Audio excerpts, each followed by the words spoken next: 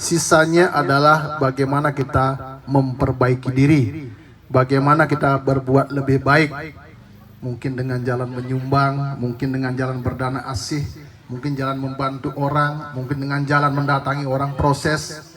Itu semua juga mendatangkan kuasa dalam diri kita. Jadi banyak ladang-ladang pahala, banyak ladang-ladang kuasa yang bisa kita petik untuk segera kita mendapatkan penormalan. Termasuk juga bagaimana kita menjalankan tugas di dalam beroriba.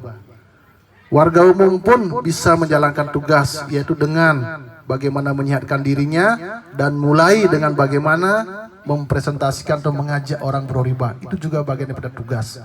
Termasuk pertemuan adalah tugas yang kita jalankan tanpa kita sadari. Makanya itu pun termasuk dengan ladang-ladang kuasa. Banyak sekali sebenarnya sumber-sumber pahala dan sumber-sumber kuasa yang bisa kita dapatkan untuk sesegera mungkin kita menjadi lebih normal, lebih baik badan daging kita.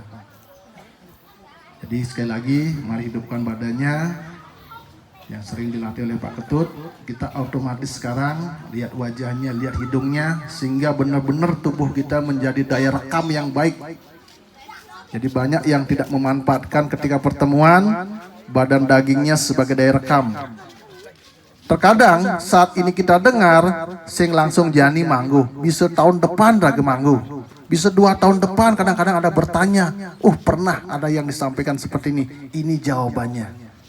Sama dengan tiang, mohon maaf, kenapa tiang juga sering sekali karena dulu saya sering merekam setiap orang yang berbicara dengan badan daging tiang pendidih. Jadi dengan ada orang berbicara atau ada orang ceramah dulu, saya menghidupkan badan. Nah, ada yang dia bercengkrama, saya menghidupkan badan sehingga terekam dalam badan daging kita secara otomatis tanpa kita sadari. Suatu ketika ada yang menanyakan seperti itu, langsung muncul dengan sendirinya. Nah, jadi tidak ada yang sia-sia sebenarnya. Makanya kenapa Bapak Ibu warga Oriba selalu yang sarankan untuk indikator semangat adalah bagaimana dengan datang pertemuan dan bahkan dengan cara duduk saja dan cara menghidupkan badan saja sudah menjadi indikator kita menjadi sebuah kesemangatan di situ. Jadi Bapak dan Ibu sareng sami, mohon maaf bagi yang masih duduk di belakang, nanti besok-besok lebih ke depan lagi. Karena apa? Sekali lagi kuasa nak sing dadi akalin dia. Jadi itu juga salah satu indikatornya. Tiang pun melakukan semacam itu, makanya Tiang berani berbicara semacam ini juga. Ternyata ada nak ceneng ngomong, ada orang berbicara Oriba, kita tinggal hidupkan badan saja. Sehingga apa kita dengar, kita masuk, atau ketika ada metakon, ternyata bisa kita tanggapi. Nah, Bapak Ibu sareng sami, di malam hari ini kembali kita bisa berkumpul dan bertemu hidup di tempat ini. Jadi satu kesyukuran bagi kita bersama, kita masih bisa dalam pertemuan ini dalam keadaan semangat dan sehat. Nah, ada beberapa hal kembali yang ingin Tiang sampaikan Bapak dan Ibu semua.